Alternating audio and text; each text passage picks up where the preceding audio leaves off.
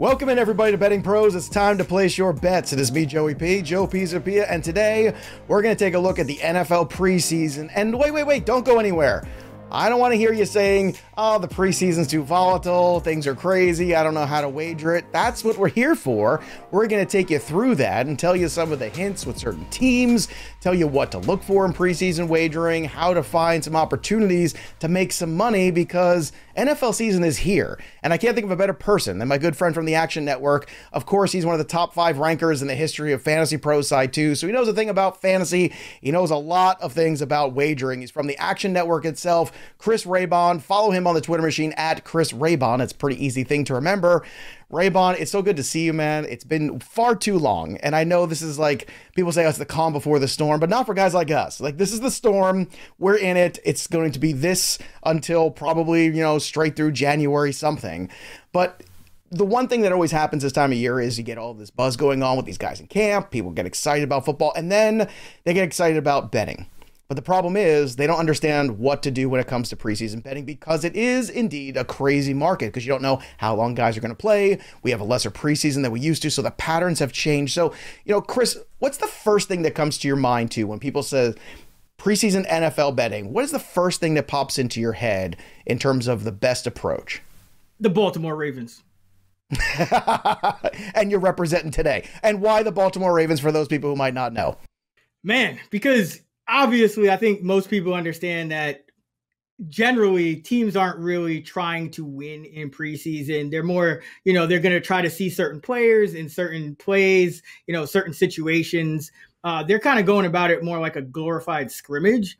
But for whatever reason, the Ravens under Harbaugh just have been the polar opposite. All time, they are 43-12 straight up and 38-16-1 against the spread in the preseason. Now, that's all cool and whatnot, right? But since 2016, so we're talking 7 years now, really 6 because there was no preseason in the COVID year. But right. Since 2016, they are 19-3-1 against the spread, 23-0 straight up. They have not lost a preseason game since 2015. So even if you were betting their money lines over that time, which, a lot of people don't like to bet money lines, you would still have a 79% ROI if you bet their money line every time since 2016. So Baltimore, they just when you watch them play, number one, they usually have good depth. Like they're usually the GM, whether it's, the current guy or Newsom before that, they always tend to assemble good roster depth. Backup quarterbacks tend to be solid. And for what it seems like they just actually want to win. Like maybe Harbaugh just wants his guys to, learn how to win in the preseason, but this team consistently wins like no other. So that's always my first thing to tell people about betting the preseason. You must be aware of the Baltimore Ravens. Do not bet against them. Do you think the market's going to eventually now start to adjust to that? Like they're looking at this Ravens track record and how hard they play and how hard they push those guys early in the year. Do you think they're finally going to make the adjustments? Because it seems like the books have not yet done so. It's just really tough to make the adjustment when you're 23-0. I think the spread, yes, it's going to probably keep going, inching higher and higher. Like I've seen the Ravens with some, -6s and -7s here and there. And they still tend to cover those. So it's going to be really hard for the books to adjust. But, if they're hanging a big line, I would say, get the money line, get it in some parlays, maybe a teaser, whatever you can do to get money on the Ravens, whatever you feel comfortable with. But you just have to back them in some fashion every time they're lacing up the cleats in the preseason. And if you're watching on our YouTube channel, you see that Raybon is representing the Ravens today. He's got the old school Ray Lewis jersey on. And of course, make sure you do subscribe to our YouTube channel. Click that little bell till it goes ding for notifications. And also, I want to hear from you guys always. Drop comments below in the chat, because we're giving away a 1-year free premium subscription to Betting Pros Premium. So you can go premium today at bettingpros.com/premium, or again, take a shot. drop a name below, drop some preseason love there, tell Chris, you love his jersey, anything, it doesn't matter. Next thing you know, you might get a 1-year free premium upgrade to the best betting tools on the planet.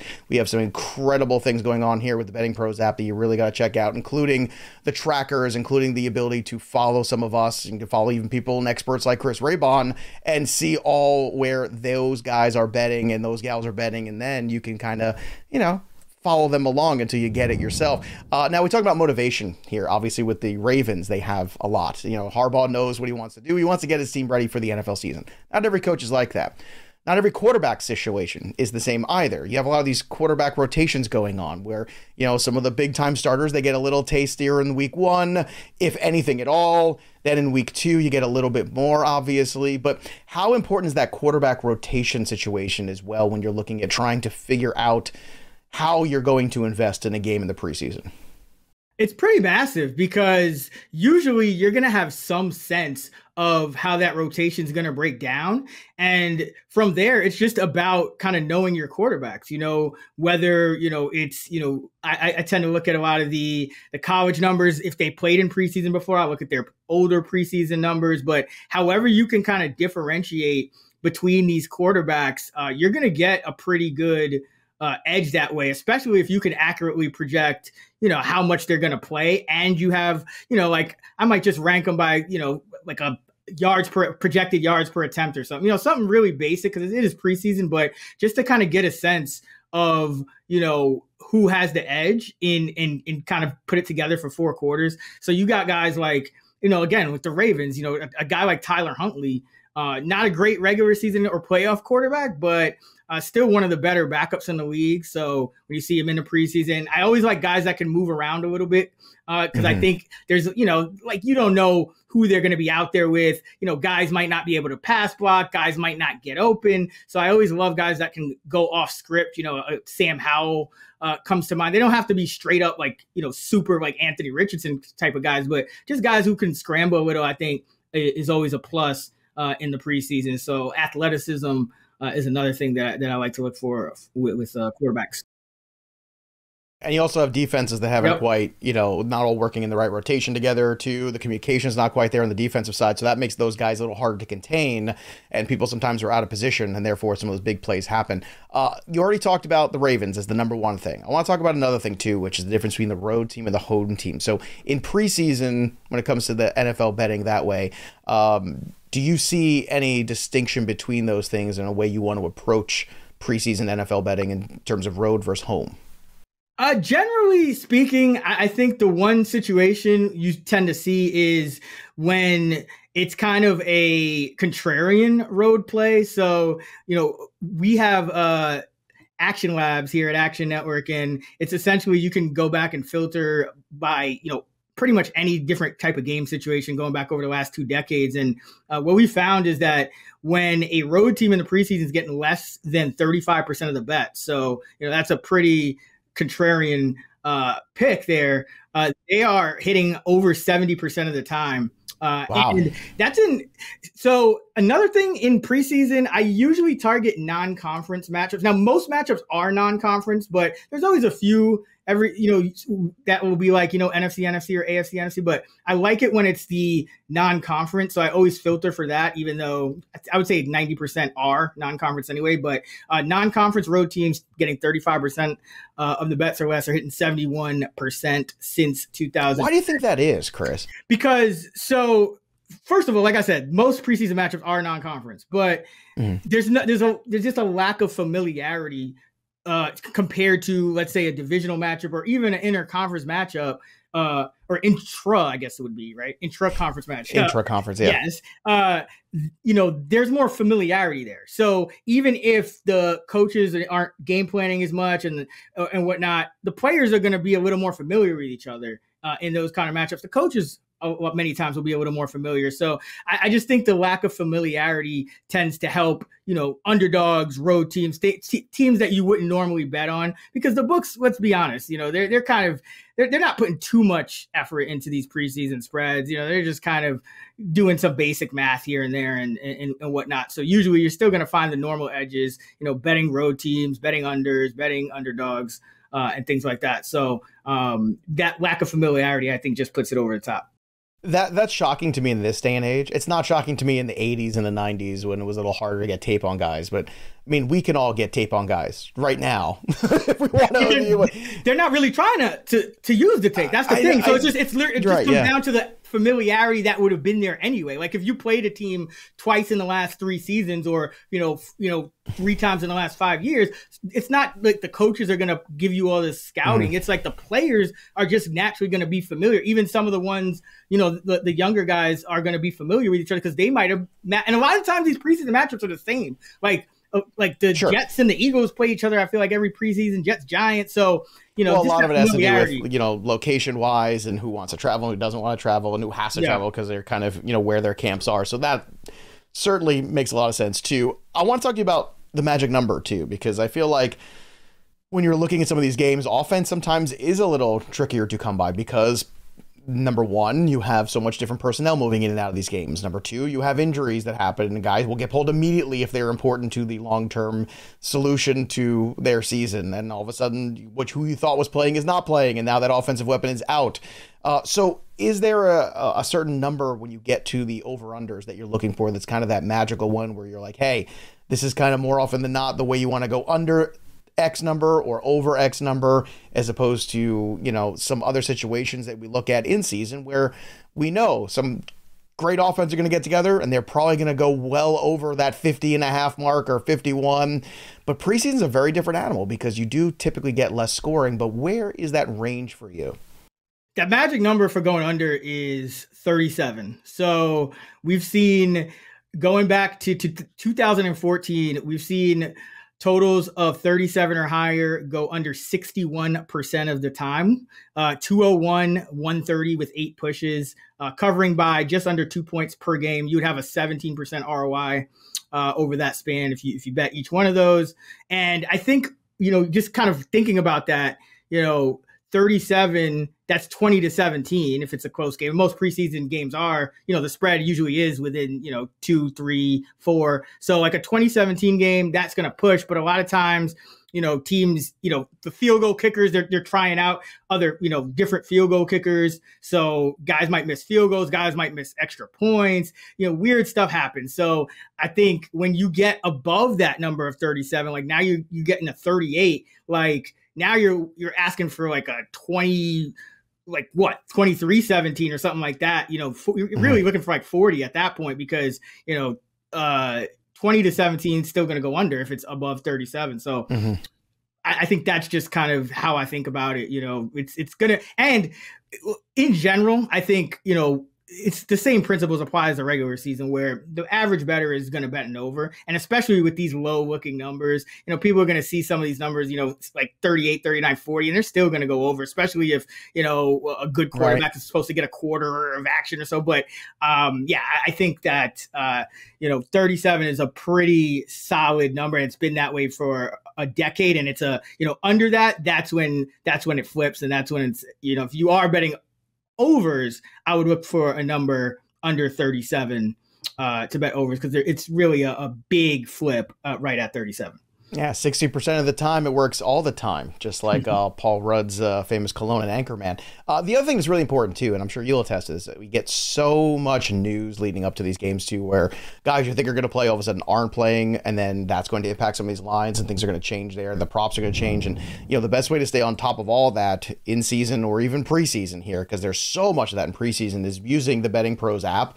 So if you have that downloaded, you can set your notifications so when a player is out, if that line is moved, if you made an investment, or if you've been waiting on a specific game because you're waiting to see if a player is going to be in or out. Like we know Joe Burrow's not going to be playing much as preseason. Is Mahomes going to be playing in a game or two? We'll find out how that goes. But all of that line movement is crucial, and especially when you're looking at some of these magic numbers like Chris is talking about. So when you have the BettingPros app, again, it's on Android, it's on iOS, you're able to stay on top of all this movement, set your notifications, and then you can just click right through when you get that notification, go place your bet, and it'll find that best odds for you too. So once you sync all your sports books, you can find the best odds for whatever one, for that specific game, for that specific prop, for that specific bet. And you can make the most money that way. And that's why we're trying to bet smarter, not harder over here. BettingPros, that's what we're doing here. Raybon, I know you got a couple other things here too that are kind of your how-tos, your must-dos when it comes to the preseason NFL. And the other one is about outdoors and also some dogs and some home picks. So let's talk about this. What's your number 4 on the list here as we go through some of your how-tos and what you should be doing in NFL preseason betting? So first halves are going to be overlooked a lot of the times, especially because in preseason, what tends to happen is obviously the better players tend to play first in the game. Like no matter which preseason game it is, you're going to start with the guys higher up on the depth chart and gradually, go down the list. So a lot of times I think the public thinks that, it's going to be higher scoring earlier in the game.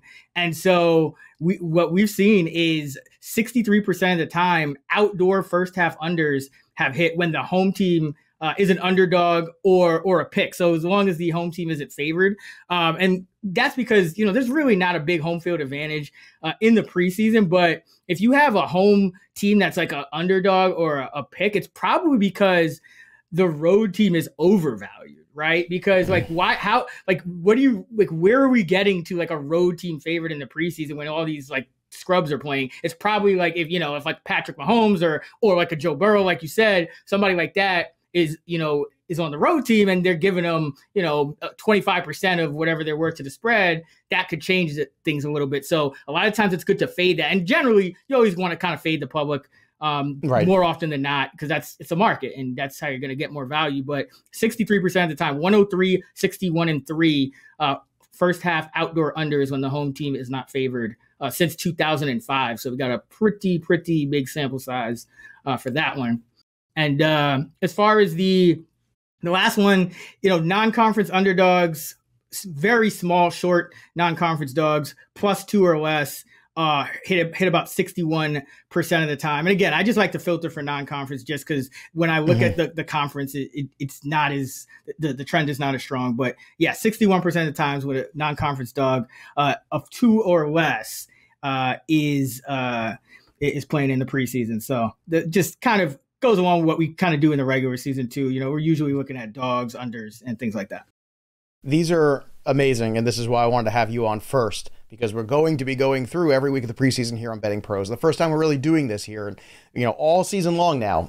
I'm going to be with you here in the NFL season. So it's the first time we've really ramped up our coverage here at BettingPros during the NFL season to every single day. We're going to be talking wagering. We're going to be talking college football. We're going to be talking NFL football. And we're going to be doing preseason NFL stuff in the weeks ahead. So make sure, again, subscribe wherever you get your podcast to BettingPros. And also make sure you click that little bell till it goes ding on YouTube when you subscribe there also, because we're going to be doing live streams here. We want to interact with you all. We're going to continue to build this BettingPros community. And I love that Chris has really set us up with 5 really important things to watch for. The one is the easiest one, the Ravens. I mean, that seems pretty easy to me. Just find the Ravens and bet the Ravens 78% of the time.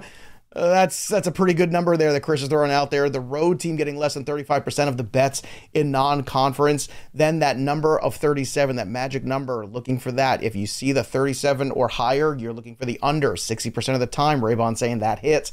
And then you have the first half under outdoors. And you also have the non-conference dogs too at +2 or less. And again, you would think they would care a little bit more, but at this point in time, it seems like teams are still more concerned with getting their own systems up and running as opposed to trying to stop someone else's. And I think at the end of the day, that's kind of what preseason is about for these coaches, for these players, and for these coordinators too. Now, Chris, I couldn't let you go without talking little futures and having some fun here with you. And I know, just like me, you've already made some wagers or you're looking at a couple things that you think are really interesting. So I want to talk about your 3 favorite early NFL bets here while I got you to help the people out. And one of your 3, I have already bet along with you. So that's already happened before we came here today. We haven't talked about this. I saw what you put down there. I can't wait to talk about it, but it ain't the first one. So I want to debate you on the first one. Okay. You have Tennessee to win the AFC South at +340. Now, I know Mike Vrabel is a great football coach. I know Derrick Henry is a force of nature, and he is not built like any other running back. However, come on, man. The Tennessee Titans, do you think that roster really has enough here in terms of offensive line, in terms of what they're going to do defensively and offensive weapons here to compete with what is really an emerging Jacksonville team? Absolutely. Come on, tell me why. So this Tennessee Titan team, last year, they have the just worst luck. Like, first of all, let's not forget, last year, everyone's looking at them as like, this is the reason why we're fading them now. They went 7-10. This team started 7-3. Then, they had that game against Cincinnati where they kind of blew it at the end. It could have gone either way. Then they get blown out by Philly, and then the quarterback issues start happening, and they end up losing their last 7 in a row to finish 7-10. But injury luck is something you got to expect to revert to the mean. And you mentioned Vrabel. Vrabel is one of the best coaches in the league. One of the best coaches wins when he is an underdog, like straight up, like he'll straight up outright win when he is an underdog, better than pretty much any other coach in the league. The defense, I think, is going to be actually very good. Jeffrey Simmons, Autry, Tart, Key, Landry, Alshire. Like, this is a good defense. They just got really, really, really banged up last year. They had the third most adjusted games lost, according to Football Outsiders. And when I look at the Jaguars, like, they're sexy at the skill positions, but I don't think they did enough on defense. They're kind of banking on some, second or third year leaps from guys.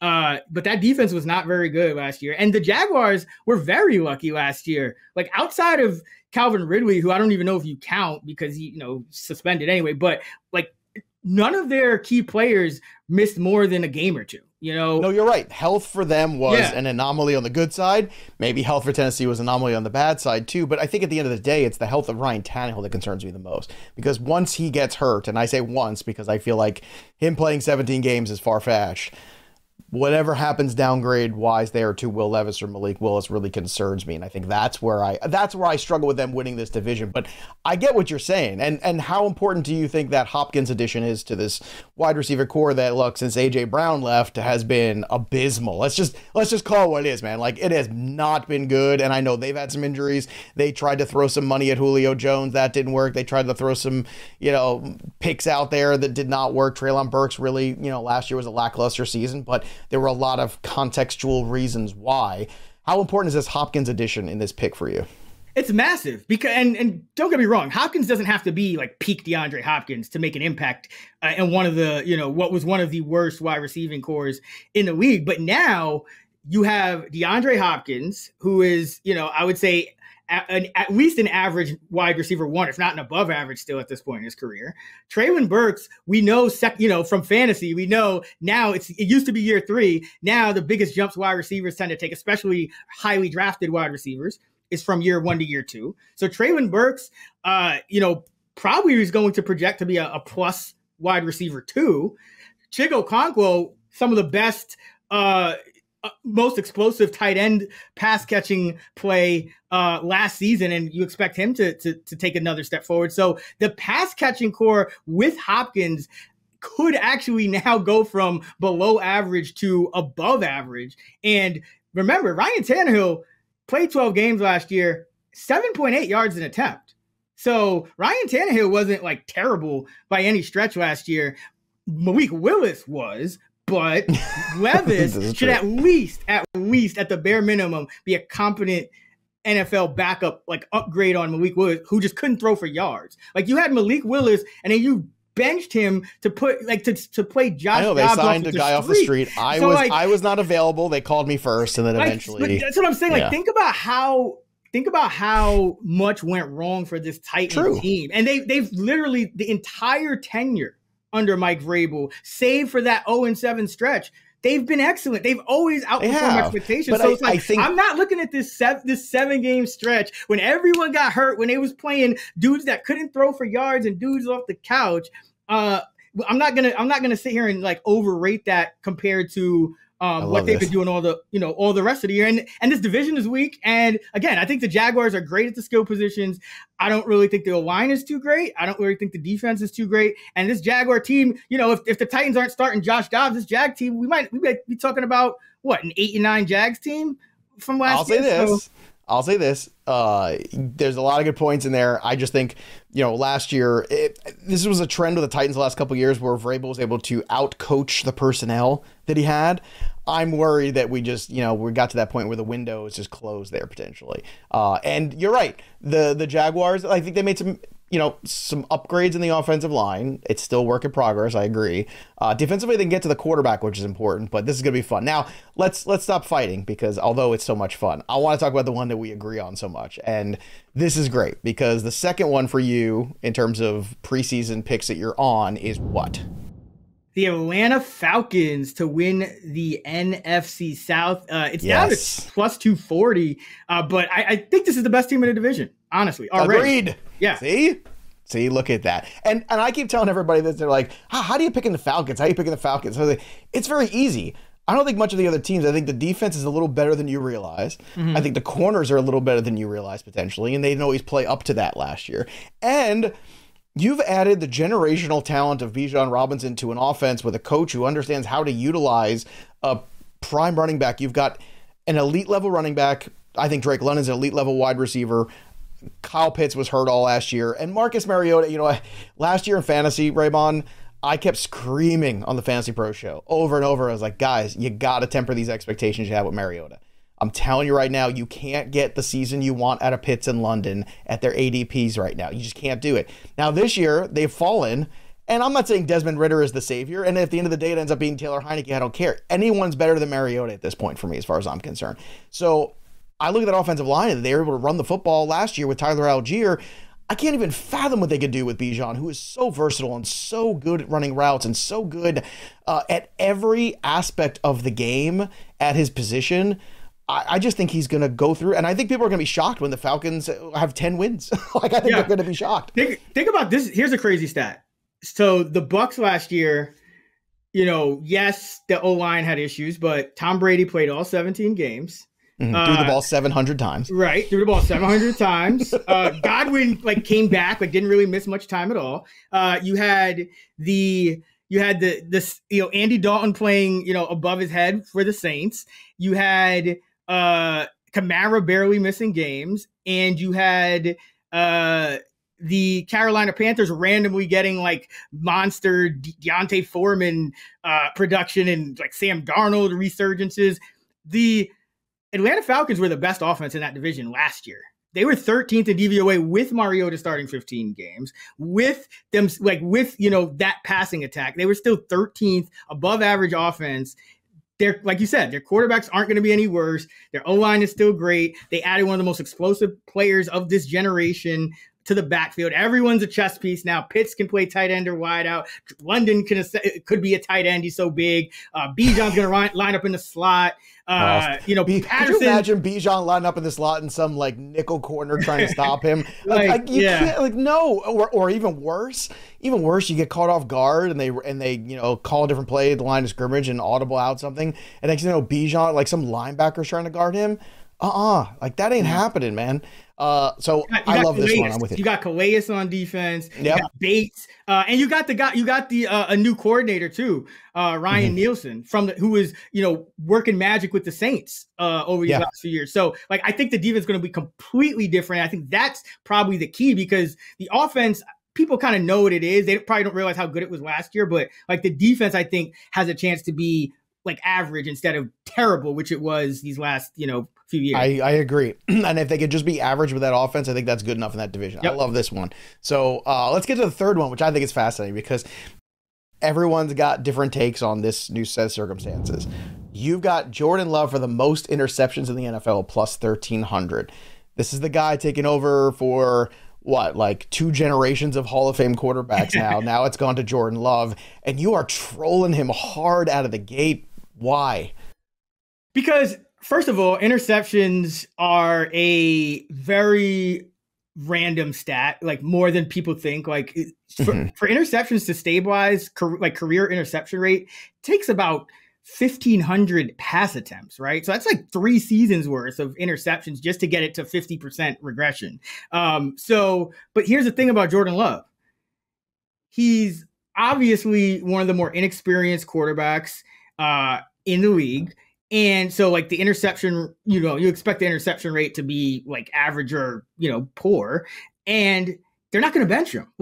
They're going to let him like take his lumps. Like they have no reason to bench him. They have Clifford and Etling. So really that's all you're looking for, because a lot of times, like, you know, last year you could have bet on a guy, like you could have been down on like Carson Wentz or Matt Ryan or somebody. But those guys, yeah, they sucked when they were playing, but they didn't, you know, they ended up getting benched. So what you really need with this kind of market is, and I know Dak like just somehow in like 12 games. Which was never his MO. Yeah, like he was the guy that managed the game, didn't make the turnovers, and all of a sudden last year he goes to this historic interception rate, and you're like, what is happening here? Right. But I get what you're saying. Basically, the special sauce is somebody who is going to take his lumps, who is going to probably have to throw the football because they're going to be behind, and isn't going anywhere. And he kind of ticks all those boxes, man. That's pretty good logic. I like where you're at with that. Yeah, I think he should be the market leader. And so as long as he's not, like he's in, I think, fifth. He's about fourth or fifth on most sites.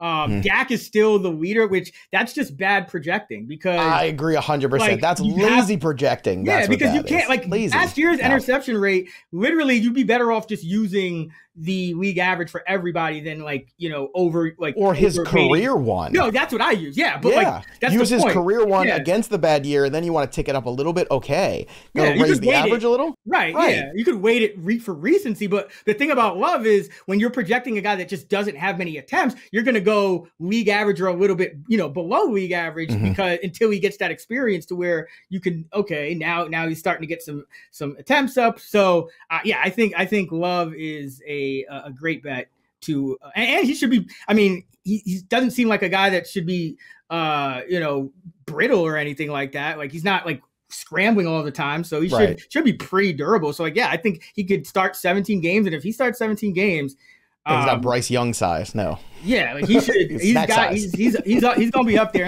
unless you know, let's say maybe like a Stroud or somebody just comes out here and just, you know, is just terrible and like starts a lot of games. But I don't think that's gonna be the case. I don't think that's going to be the case with Stroud. I think he's a lot better than people. Oh, no, yeah. I like the Texans this year. I do too. I think people don't realize that the Texans they don't have a tank roster anymore. Like they traded their picks to Arizona. So like they're actually trying to be competitive.